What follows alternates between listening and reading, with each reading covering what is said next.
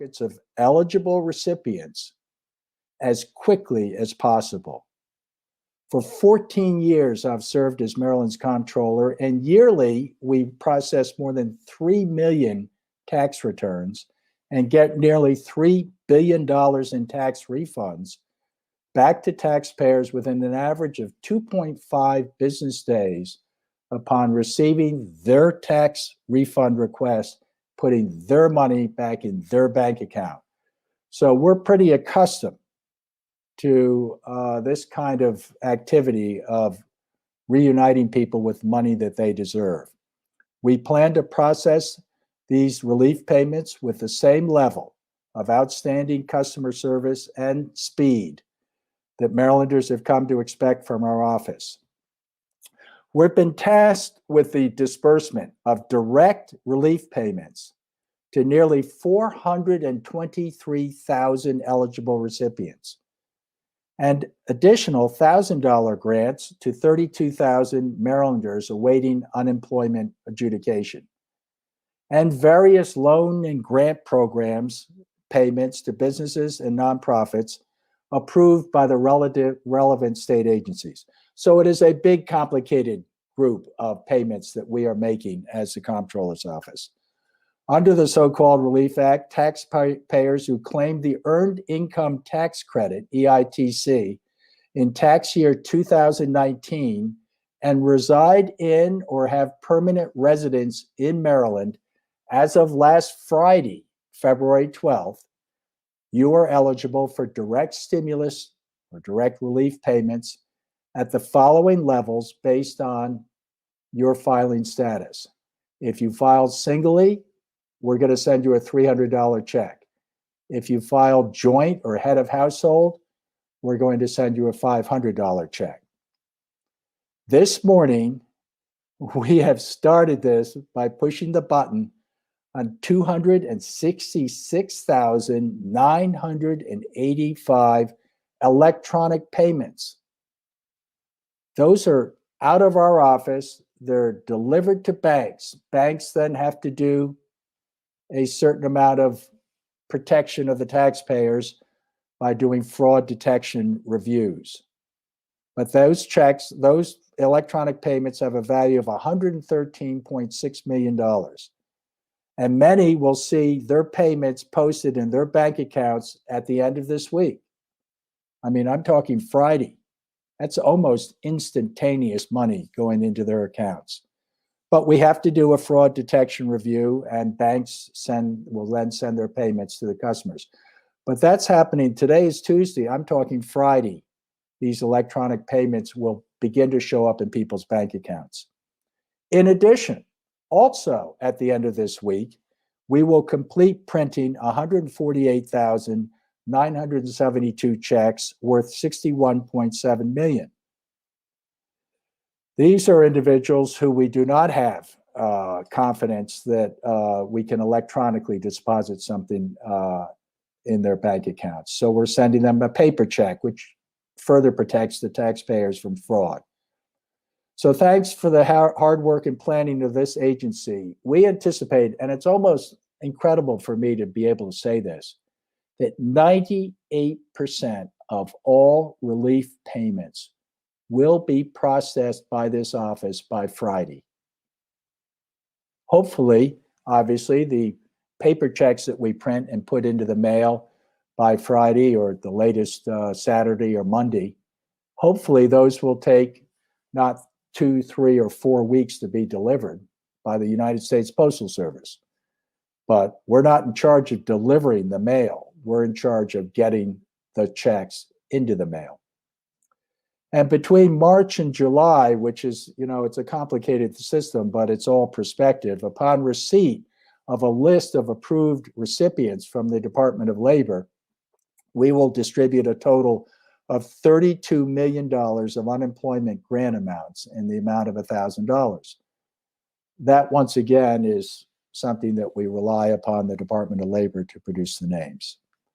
We have set up a dedicated Relief Act section on our website, marylandtaxes.gov. This is very important. It includes a wide range of resources, including frequently asked questions, and a portal that easily allows taxpayers to determine if they are eligible, if they satisfy all of the requirements that the governor put into this so-called relief package. And you can also check the status of your payments and take other measures to ensure that you will receive your appropriate payment. Eligible Marylanders who have a validated bank account and a mailing address verified by the U.S. Postal Service are going to receive their payments. Obviously, we need to balance the speed of disbursement with ensuring that payments are ending up in the hands of the intended recipients, i.e., we don't want to expose the taxpayers of Maryland to large amounts of fraud if we can avoid it. Right now, for example, we have 6,574 Marylanders who qualify for a relief payment, but their payments are currently in a holding pattern. We're holding them back because we don't have a verified mailing address. The portal, which we're encouraging people to go to, will inform eligible recipients if they're among the Marylanders who fall into this category and need to update the agency with their mailing address. People with specific questions on relief payments can email us at reliefact@marylandtaxes.gov or call us at 833-345-0787. This stimulus payment rollout looks relatively simple from my description. It isn't. It's a very complex process, and it coincides with the beginning of the tax filing season, which occurred last Friday, several days ago, on Friday, February 12th. So while the agency was preparing for all these relief checks to go out, we also had to pay attention to our normal customer service with the opening of tax season. We processed on Friday 20,000 returns. That's compatible. It's more or less a soft rollout on the first day of tax season. We also answered more than 2,000 phone calls on February 12th with a live, friendly voice on the end of the phone. In a non-pandemic year, we answer more than 800,000 calls from Maryland taxpayers with questions about the normal tax season. We try to get a live, friendly voice on the phone within 60 seconds. And even though we expect the volume of agency calls to increase due to the relief payment questions, when you call us, you're going to get a recording saying, push button 1 here if it's about your normal tax season you're in. Press button 2, press button 3, whatever the button that is told for relief funds, press that button, and you are not going to get a busy signal. You're not going to get another recording. You're going to get a live, friendly, professional voice. No busy signals. No call somebody else or do something else. We will have someone on the phone with you. Now, obviously, a lot of people are going to be very confused and frustrated and angry that they're not included in these payments. So I just want to impress upon people that yes, they're going to have access to us. Yes, we're going to give you customer service, but no, we're not the legislature and we're not the governor who made this program. We're going to adjust our operations to this new challenge of basically a flood of calls coming in from people demanding their federal stimulus or state stimulus or whatever it is they think they may be getting. We can only deal with folks that are eligible as defined in the Relief Act. And I really want to thank my 1,100 employees of the Maryland Comptroller's Office, because hundreds of them are going to be involved in this hard work to make sure that Maryland citizens feel as if they have someone they can talk to about this process of some people getting relief checks and others not. I know how important these payments are for people right now. I promise you that we're going to process the payments that we are directed to as fast as we can to ensure the money gets into the hands of the people who need it the most. But if I could, separate from me being a comptroller, just me being a human being and a citizen of the state of Maryland, I'd like to say a few words from the heart about this so-called Relief Act. Many of you know that since the start of the pandemic almost a year ago, I have consistently advocated for a relief package that is bold and adequate to meet the monumental challenges that many of our low-wage earning families and individuals faced. And while I applaud the House of Delegates and the Senate for improving the governor's bill, I feel very strongly that it falls far, far short of the goal of genuine relief. We're the richest state in the richest country in the history of the world, and we have the means in Maryland and the obligation, I believe, to do more for our fellow Marylanders and small businesses that are struggling to keep their heads above water. Tens of thousands of immigrant families who pay more than $100 million last year in state taxes and local taxes alone, they are left out completely because the governor chose to use the Earned Income Tax Credit, a great program, but he defined the eligibility criteria using that complicated federal program.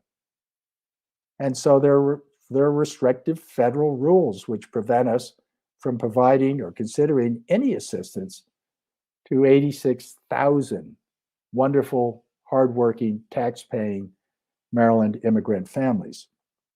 In addition, there are tens of thousands of non-EITC members of low-wage earning families that we know because we have them in our tax base who are not included in this.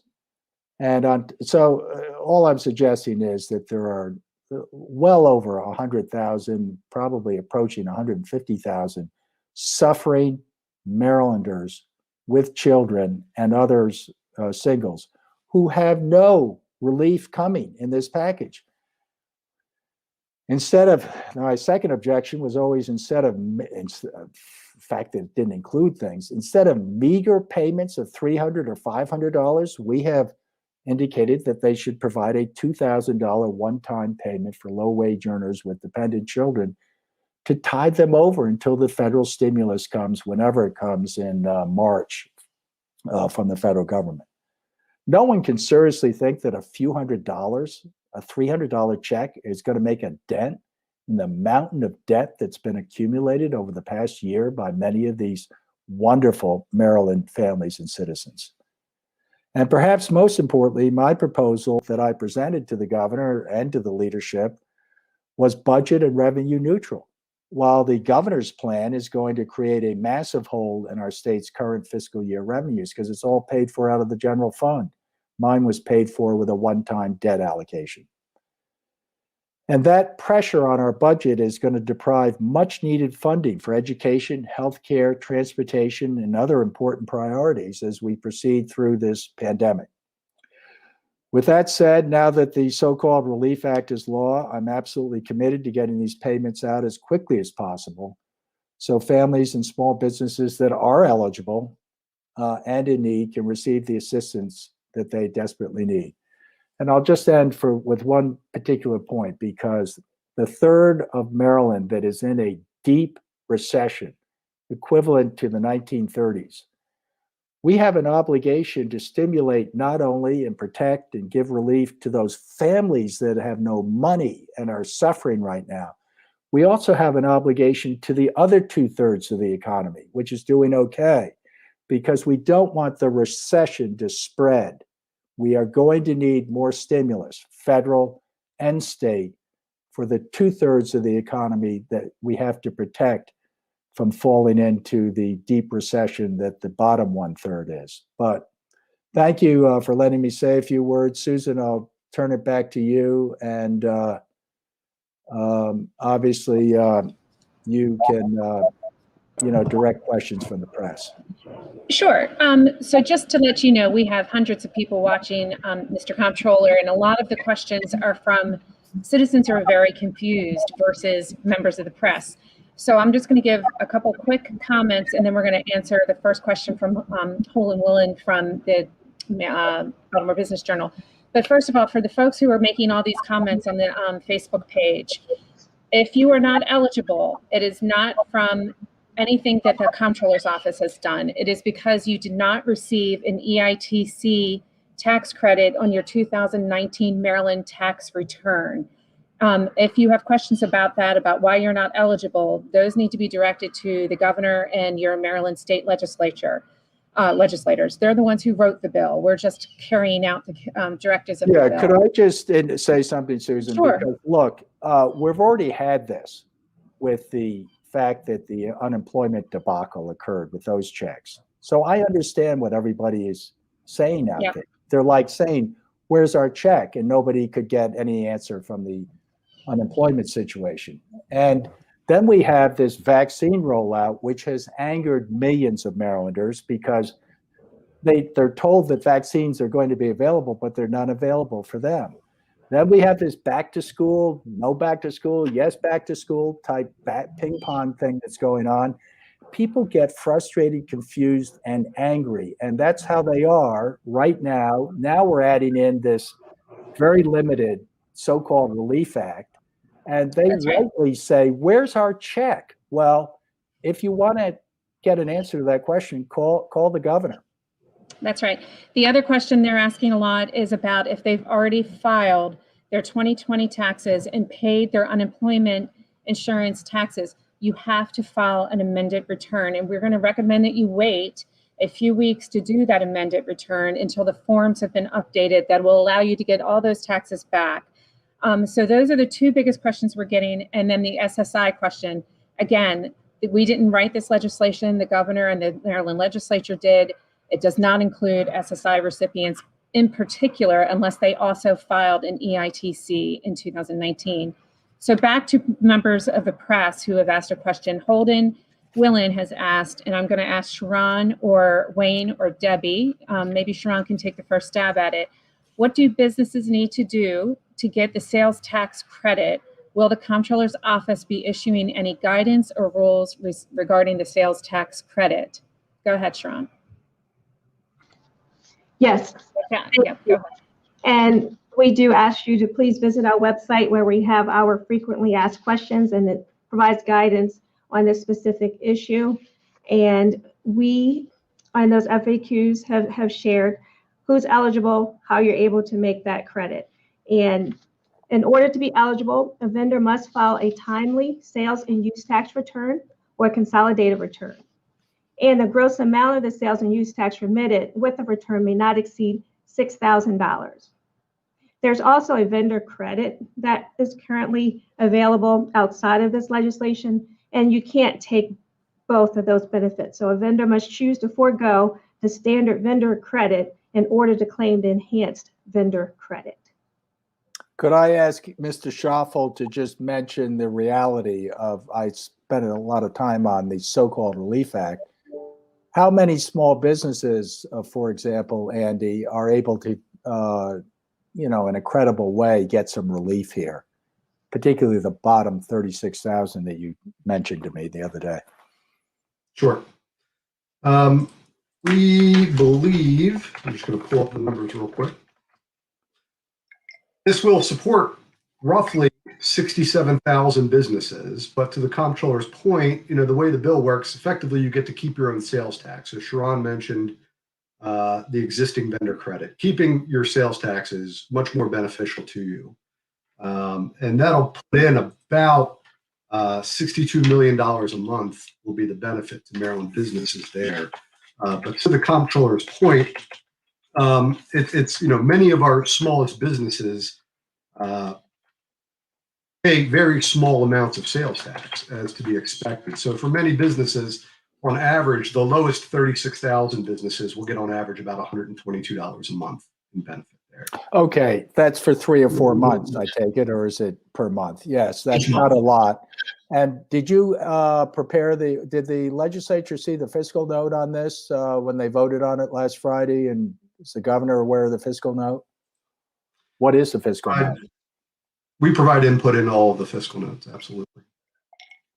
But my understanding is that the fiscal note has not been completed. So your estimate of X amount, we'll just wait and see. But we had a very successful deferment program for businesses to keep the sales tax for January, February, and March. I believe Sharon Bernardi, you helped us lead the charge on that.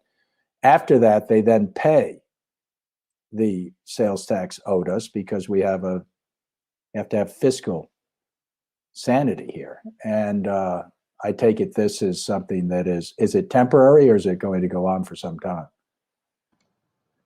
Yes, this is temporary credit, and it's for the following 3 months after the bill was signed. So for the months of March, April, and May. And the eligible vendors may claim the credit against their sales and use tax, Okay. as Andrew mentioned. I'm going to try and get to some more questions from the press real quick. Mallory from Channel 2, Mr. Comptroller, you've spoken to her many times before, but I'm going to ask Debbie to address this question, Deborah Gorman. She's asked, how will the tax breaks for the unemployment claimants work if they have already filed? I know I answered that briefly, but if you can go into more detail about how to handle that amended return. Certainly. So whichever method you choose to file your original return, you can file an amended return in the same manner. So if you use a commercial tax software product, if you use a Comptroller's iFile product, if you file by paper, you can file the same way in the amended return. But as Susan said, there is going to be a subtraction, and you get to subtract the amount of your unemployment payments from your income. You're going to do that on a brand new form. We called it the 502 LU. LU stands for legislative updates. And so we have to coordinate with our external vendors to get these forms out. So we just ask for your patience. We are doing everything we can, and we anticipate those forms to be ready within the next few weeks so that someone who has already filed and may possibly owe because they were being taxed on their unemployment insurance, this new form will allow you to subtract that income so that it is no longer taxable to you. Thank you, Deborah. I also wanted to reinforce that we have a website exclusively, a webpage on our website exclusively for these questions that a lot of you guys are asking in the chat. So if you go to marylandtaxes.gov/relief act, there's frequently asked questions, the portal to see if you're eligible, all sorts of information that's there at your fingertips. Again, I also want to stress, I will answer every one of your questions in this chat after this press conference ends. There's hundreds of comments, and I will get to all of you all as soon as we can. But go to that website. You can get a lot of these answers there.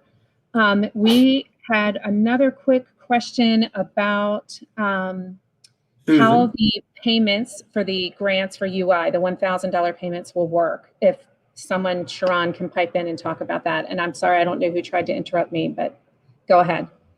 Susan, before we go on, let me just add to what Debbie said.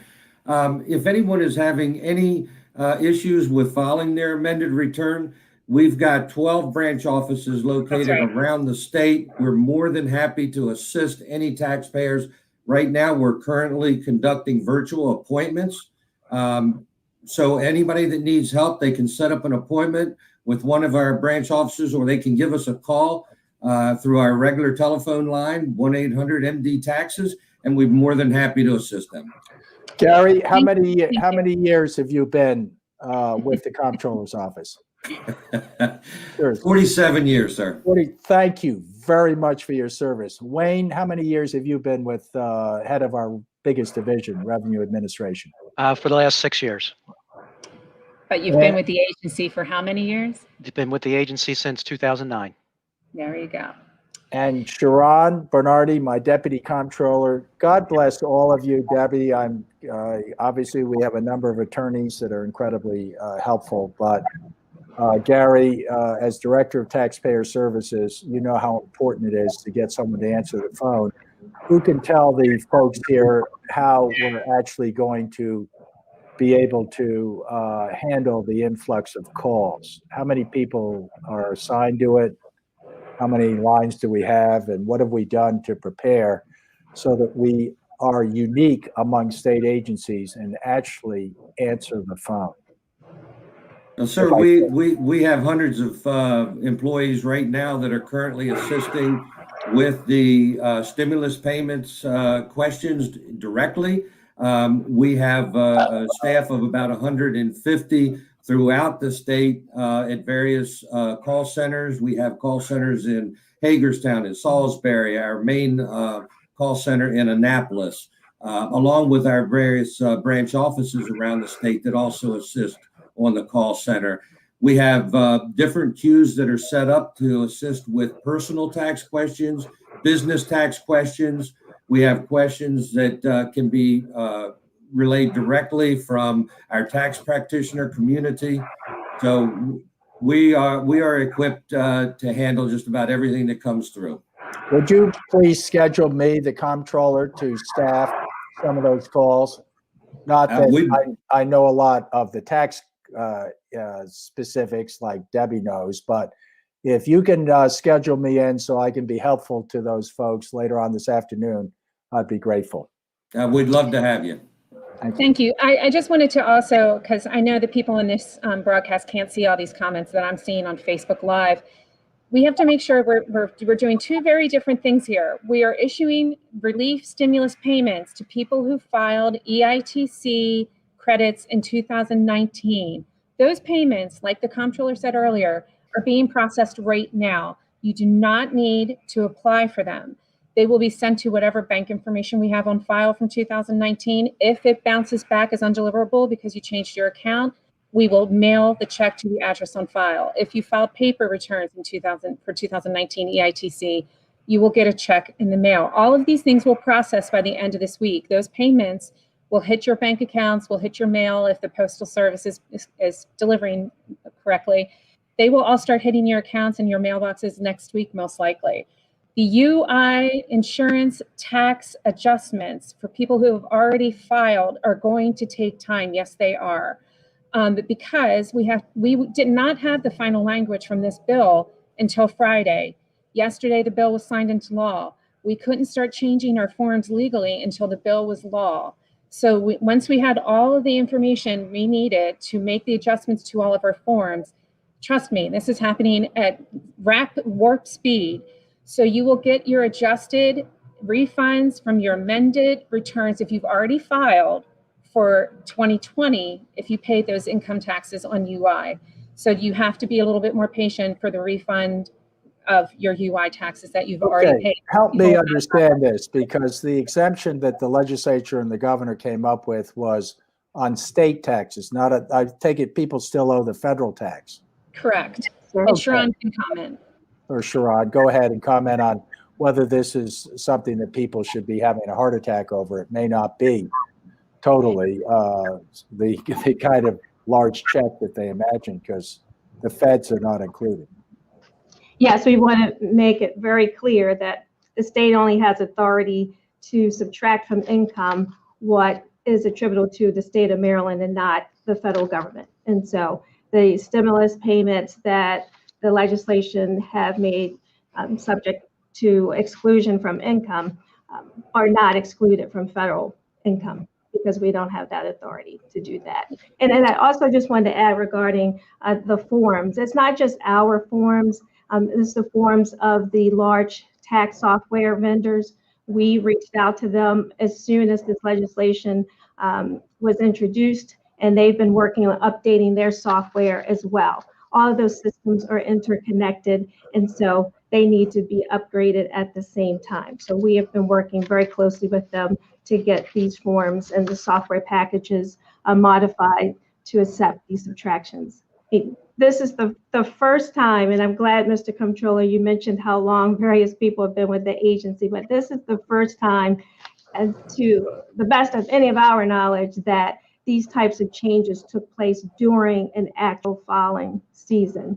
And so we really need the support of the software vendors to make certain that they are able to test the software and that it's done appropriately. So we really appreciate everyone's patience. I had one more question that I'm not sure. Could I just jump in and say, you know, I keep hearing this comment, stimulus checks. That's kind of what people have picked up from the federal programs that have come out, and they're absolutely indispensable. And right now they're considering a $1,400 stimulus payment to a large number of American citizens. I totally support that, because that's going to protect the 2/3 of the economy that needs some stimulation to avoid spreading recession thing. But I just want to emphasize that this plan that we're doing right now, which I address as the so-called relief plan, is a very small program. It's not what you think of when you this image of the federal stimulus checks of $2,000 or $1,400 going to large groups of people. That's not what this is. It's a very narrow relief plan for, yes, some deserving people. But my complaint earlier was that it leaves out so many of us, not me, but leaves out so many people who are suffering right now. And it's inexplicable to me that we turn our backs on them. So Thank you, sir. Do not confuse this relief. Do not ask us for where your stimulus check is, because that's something in all likelihood that President Biden and the Congress is going to figure out, hopefully, sometime in the next 4 to 6 weeks. Okay, we have one more question that I want to get to because I'm not sure if this is a reporter or not. And this is most likely Deborah Gorman or Wayne. Can you explain how the grants that are provided to small businesses will be reported as tax-free? Wayne, you want me to take that? Certainly, Debbie. Thank you. Sure. So if you've received a grant and you have received a 1099 from the issuer of the grant, you have to include that with your income at the federal level. And on the Maryland return, you will use our updated forms and you'll claim a subtraction of that amount of income from the grant. So that's how you get the benefit of it not being taxed in Maryland. You'll claim a subtraction on our new updated forms. That would apply to either individuals or businesses that receive those grants. And it's the exact same process if you had a coronavirus relief payment that was in the form of a loan and that loan has been forgiven. Again, you would claim the subtraction. One question I know we've been getting frequently because there were many recipients were the federal PPP loans under the CARES Act.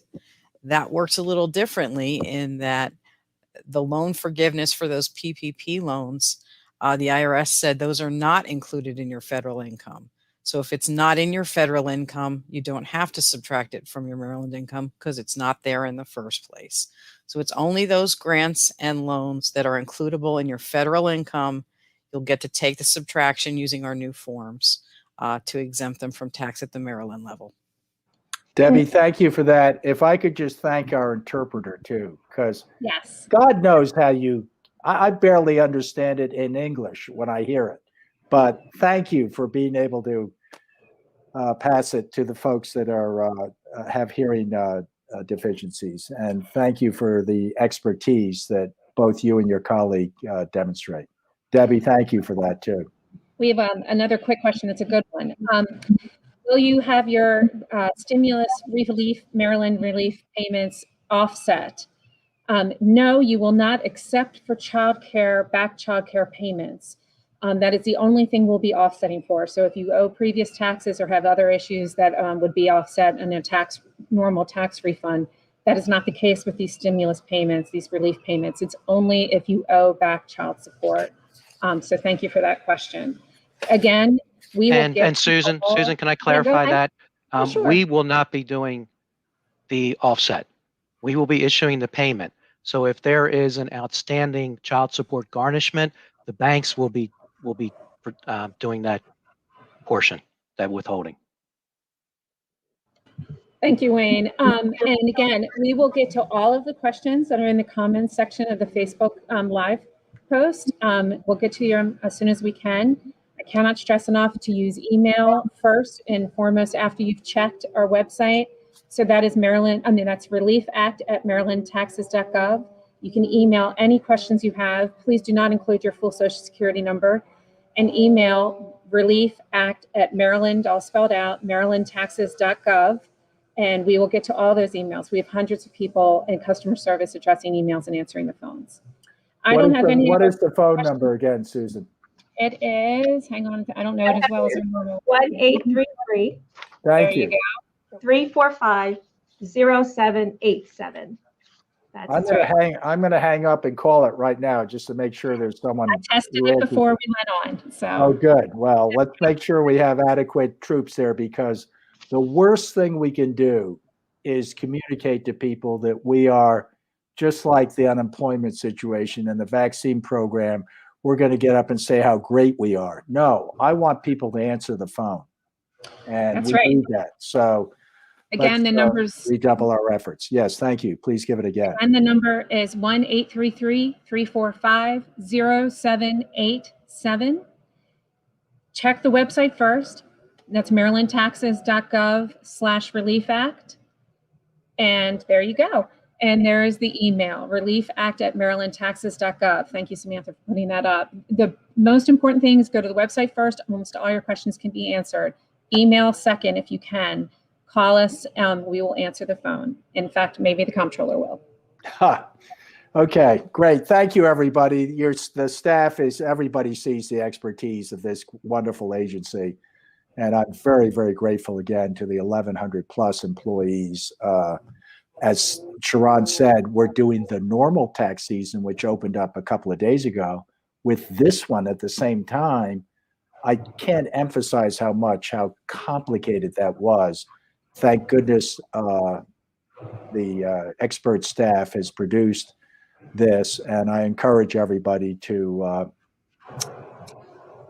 communicate with your legislators and the governor about your situations, because we're just the paymaster right here. We are doing what we're told to do, and we're doing it with a great deal of appreciation for everything that we're giving out at the direction of the governor and legislature. But I know we're empathetic. I know we treat people with dignity and sensitivity, but if you're not included here, we would like to include you, but we can't, because that's the law that we've been given. And so don't lose hope. There's help coming from the federal government down the road, hopefully sooner rather than later. But also be of good cheer. Make sure that everybody on this call protects yourselves from the virus, because that obviously is still a significant health threat to us as a state. So thank you, everybody, for participating. Susan, thank you for organizing this. And Sam Igo, I know, is in the background. She's been a terrific help to us. And thanks, everybody on the staff who was on this phone. Sam, allow the interpreter to finish interpreting before you stop the show, okay? Thank you all.